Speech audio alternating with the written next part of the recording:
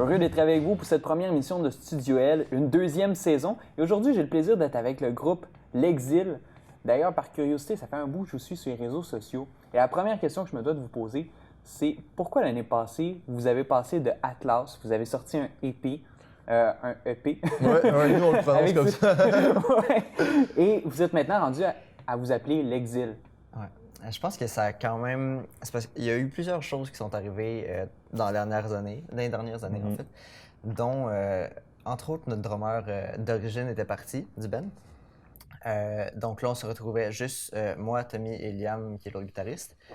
Et puis, c'est ça, là, on avait des nouvelles chansons qui fitaient plus ou moins avec ce qu'on avait sorti auparavant avec Atlas sur le EP. Puis même en faisant le EP, c'était des chansons qu'on avait déjà. Il y avait certaines chansons qu'on avait déjà depuis quasiment un ou 2 ans avant d'enregistrer l'EP. Fait que déjà là, en sortant l'EP, il y avait déjà des chansons qui étaient un peu, pas datées, mais qui étaient plus exactement ce qu'on faisait au moment de sortir l'EP. Fait que ça décalait un peu avec ce qu'on voulait vraiment faire. Fait que là, on s'est dit, une fois que le EP était fait, là, on a roulé ces chansons-là, mais avec les nouvelles chansons qui étaient pas exactement dans le même esprit que le EP, on s'est dit, tant qu'à faire du nouveau, on va arriver avec un nouveau nom, une nouvelle esthétique, un nouveau son, qui sont des tunes assez différentes de sur le EP. Mais il y a quand même notre touche qui se retrouve là. Puis c'est même pas juste le fait que les chansons sont différentes aussi, c'est aussi que Atlas, il y a tellement de bands qui s'appellent Atlas, tellement de choses qui s'appellent Atlas. Mettons qu'on faisait une recherche Google, c'était impossible de nous trouver. Sinon, on retombait dans les pages 452, 450. C'est vraiment, vraiment, vraiment loin. Fait que juste de pouvoir changer de nom, puis d'avoir un nom plus frais, puis un nom qui est plus facilement recherchable. Parce que, mettons qu'on disait à quelqu'un qu'on croise tout bonnement, je sais pas, à l'épicerie, au bar, n'importe où, qu'on leur dit mon band, moi c'est Atlas, jamais il va pouvoir nous trouver, sauf en essayant de taper Atlas Band sur Facebook. Fait que c'était juste une décision logique de décider de changer de nom, autant pour niveau, c'est ça, au niveau de notre son qui est complètement différent, puis au niveau de publicitaire, toutes ces petites choses-là. Là. Et là, on en parlait juste avant l'émission. Vous êtes rendu, je sais, on n'en parle pas trop, mais vous êtes rendu avec un drummer. Ouais. Parce qu'avant, on rappelle, vous étiez 2 guitares, 1 basse, puis 3 vocales. Ouais. Exact. Ben, c'est ça, on a été cette formation-là quand même un bout en faisant l'album. Et puis, c'est assez récent qu'on a mis la main sur un nouveau drummer aussi. Parce qu'on ne l'avait pas trouvé depuis que Alex, notre ancien drummer, était parti. Qui remonte à quand même... Ça fait quand même plus qu'1 an. Ouais, un an et demi au moins. Fait que ouais, on est tombé, c'est ça. C'est un drummer qu'on a toujours connu pourtant. On n'a jamais flashé à sauter sur l'occasion d'aller le chercher.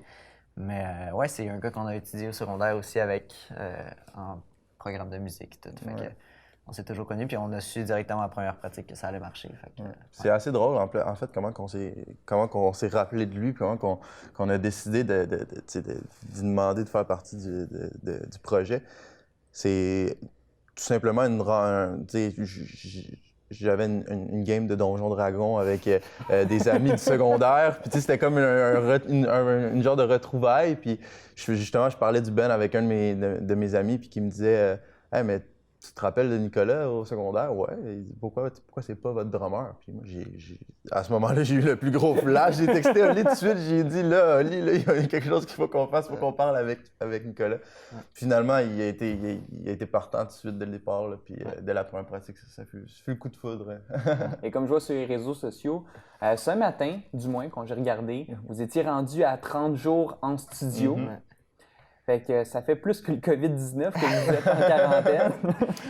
Surtout que c'était pas 30 jours collés non plus. Non. On n'a pas passé 1 mois enfermé.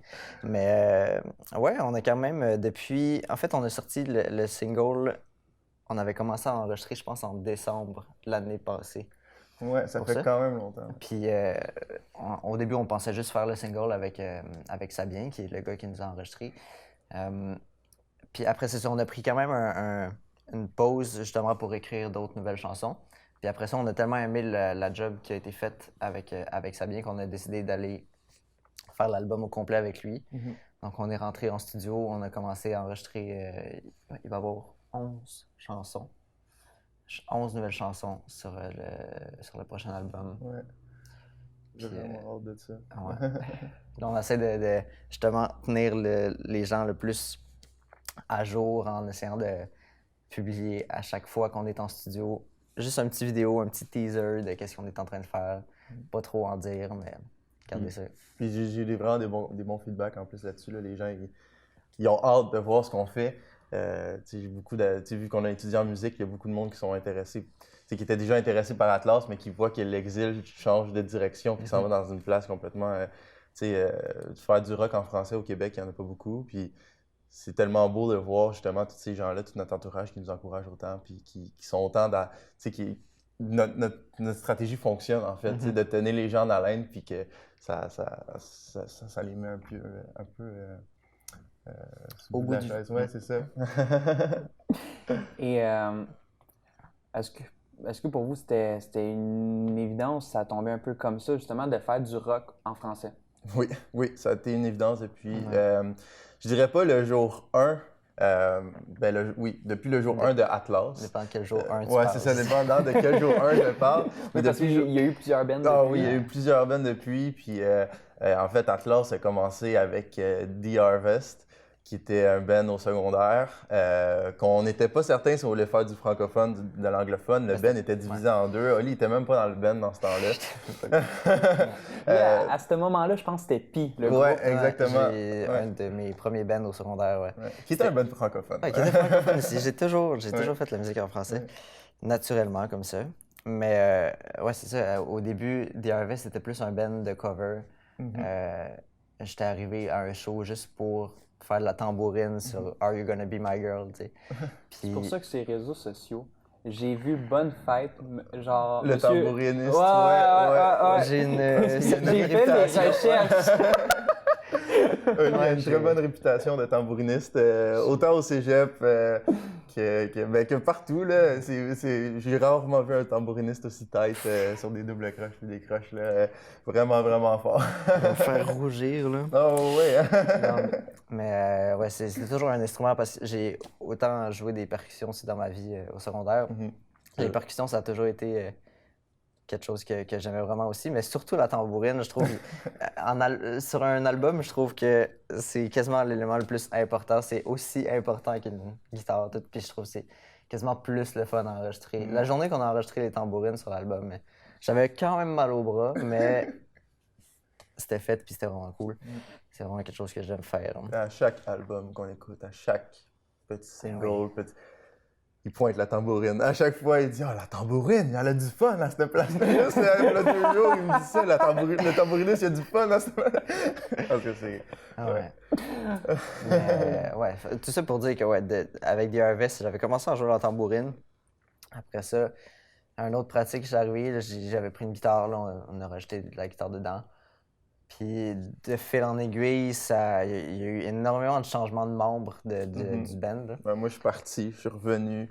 Puis là, ben, en fait, quand que je suis revenu, c'est là qu'on a décidé de changer ça pour la première fois, que c'est devenu Atlas. On a commencé à faire des compos à place. Ouais, commencé à faire des compos. On s'est dit que c'était juste strictement en français. Parce qu'on a toute l'importance de la langue tatouée sur le cœur. Là. Je pense que c'est beau de voir des bands comme Simple Plan percer à travers le monde. Sauf que nous, on trouve que la richesse de la langue francophone n'est pas quelque chose qu'on doit prendre pour acquis. Puis se dire que la langue va persister puis va fleurir malgré le fait que les gens vont utiliser l'anglais partout. Je trouve que justement d'utiliser le français dans du rock, de un, ça nous donne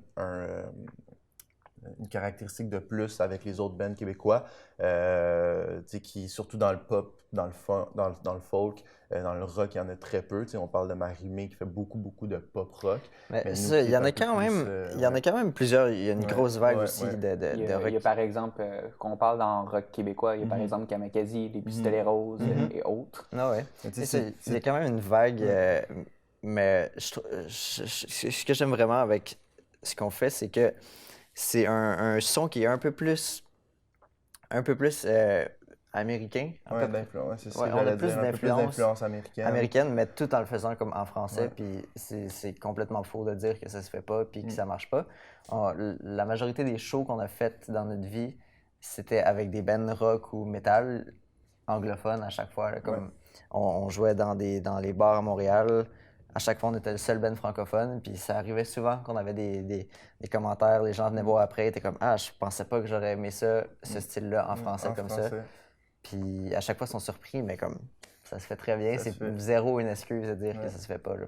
Est-ce que vous avez déjà pensé jouer hors Québec parce qu'on sait qu'il y a plusieurs communautés francophones ailleurs dans le Canada? Et est-ce qu'on peut dire que ça fait partie de vos plans éventuellement? C'est sûr que oui. C'est sûr. Ouais. On a souvent joué avec des bands ou des artistes qui venaient des États-Unis ou d'ailleurs au Canada. Puis souvent, on s'est fait quand même assez amis avec ces gens-là. Puis à chaque fois, c'est hey, si vous passez dans le coin, là, c'est sûr que je vous organise un show avec nous, puis des choses comme ça. Fait que, les gens, ils sont prêts à recevoir justement du rock en français. Puis ça, peu importe si ils sont aux États-Unis ou est-ce qu'il y a presque peu de communautés francophones. Même qu'on a déjà eu un commentaire d'une artiste américaine qui nous a carrément dit en vous voyant ce soir, c'est comme si je voyais mon band préféré pour la première fois, malgré le fait qu'elle comprenait absolument rien de ce qu'on disait. Il y a un côté universel aussi dans la musique. Oui, il y a un côté exactement. Puis je veux dire, nous, ici au Québec, on écoute de la musique en anglais, puis je veux dire, la majorité des gens vont juste pas écouter les paroles, ils vont juste filer la musique, l'écouter, puis aimer ce qui se passe, malgré le fait que c'est pas nécessairement la langue première.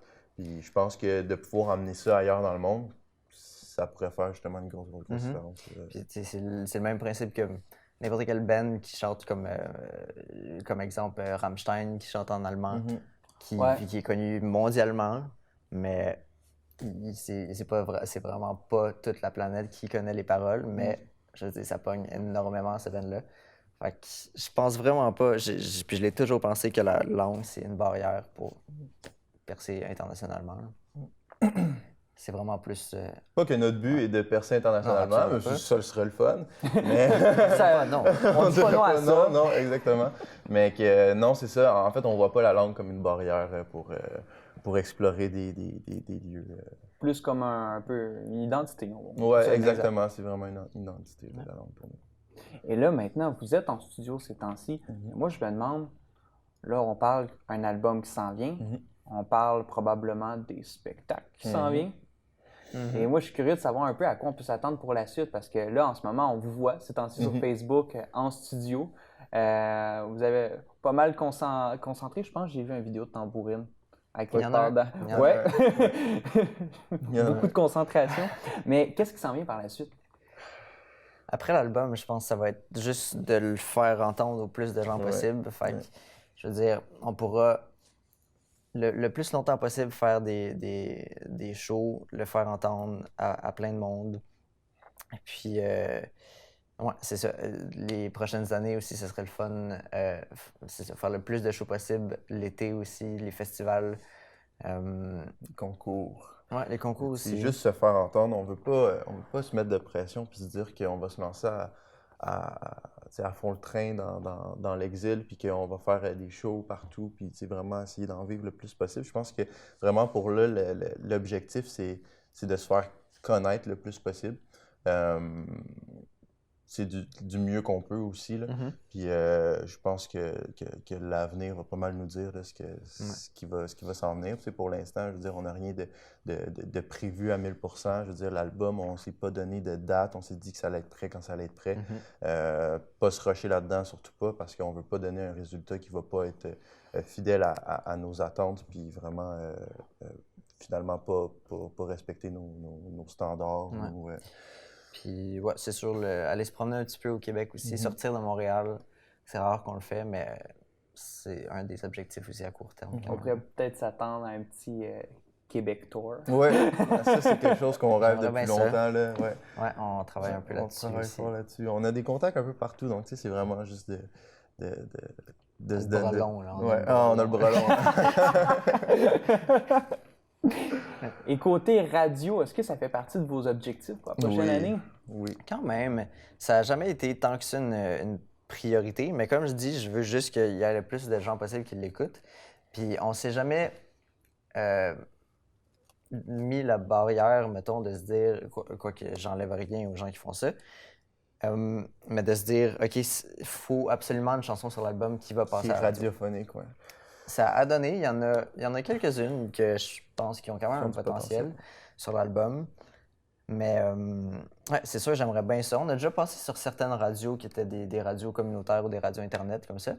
Mais ouais, éventuellement, ce serait cool dans la prochaine année.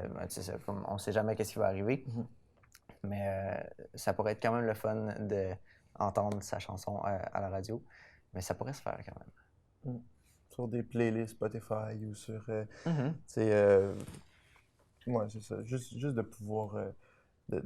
De pouvoir montrer l'album au plus de gens possible, puis que ça se fait. On a des chansons qui se rapprochent beaucoup de ce qui se fait à la radio aujourd'hui. Pas ce qui est le plus pop, mais de ce qui est le plus rock. Il y a beaucoup de gens qui nous comparent pas, mais qui trouvent qu'on se rapproche de Led Zeppelin, puis Led Zeppelin continue à passer à la radio. Fait que je vois pas pourquoi il pourrait pas avoir autre. Et il y a un côté curieux que j'aimerais développer avec vous. J'ai pu voir sur Facebook, si je ne me trompe pas, vous n'avez pas de label. Non. Complètement indépendant pour l'instant. C'est pas quelque chose qu'on cherche intensivement non plus. Même chose, si ça finit par arriver, on va. C'est vraiment du cas par cas dans ces cas-là. Mais ouais, pour l'instant, on a tout réussi. Depuis le début, on a tout réussi à faire indépendamment.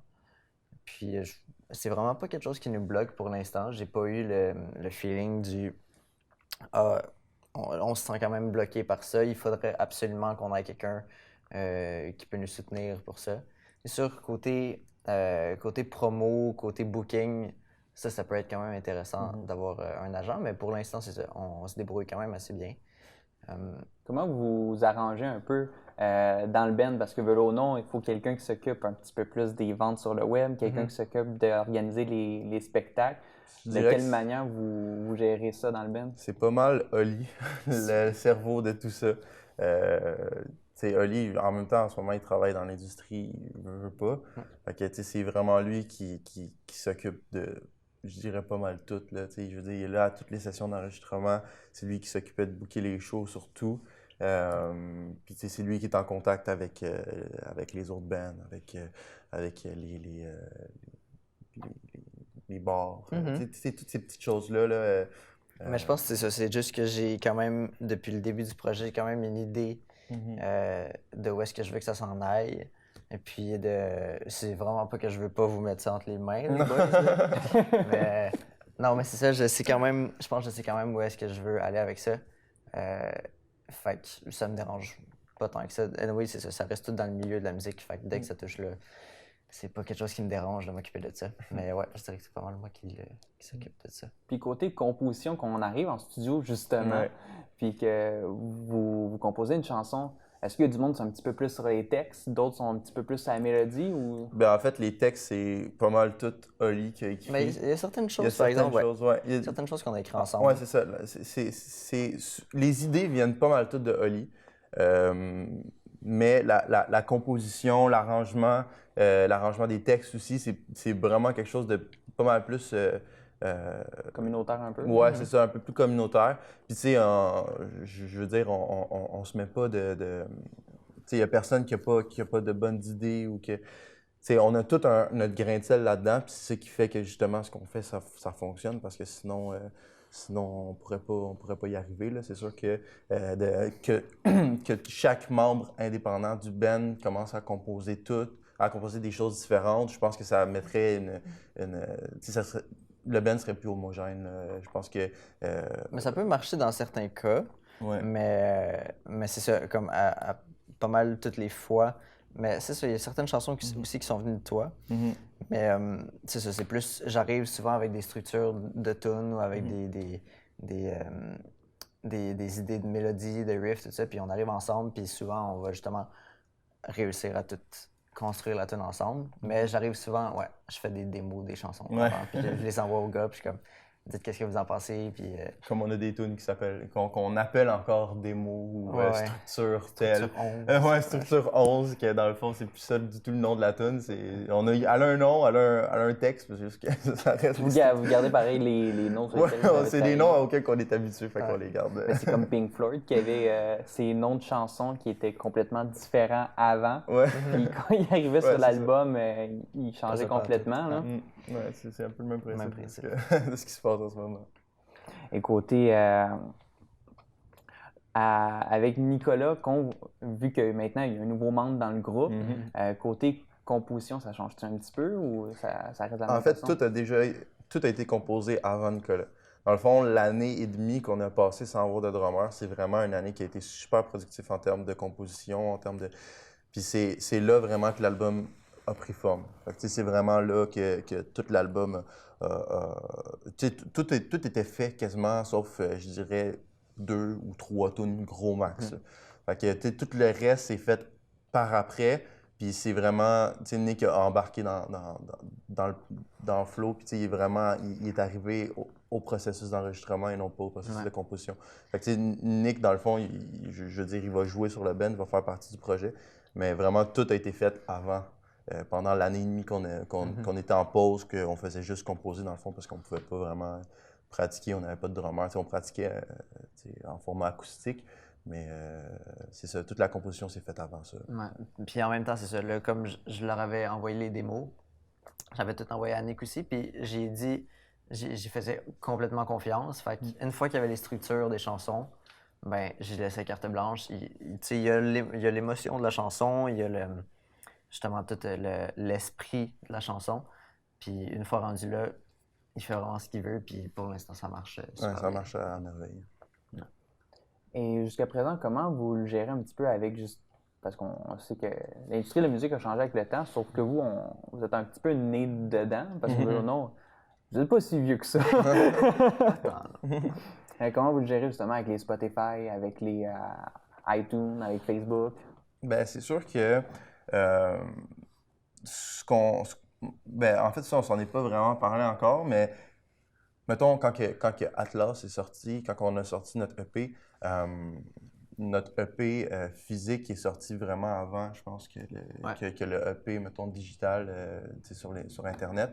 Puis je pense que c'est pas mal la même stratégie que... en fait, on s'en est pas parlé encore, ce que je disais là. Mais d'après moi, on va adopter la même stratégie juste pour, convaincre les gens que le CD, oui, c'est en train de mourir, mais il ne faudrait pas.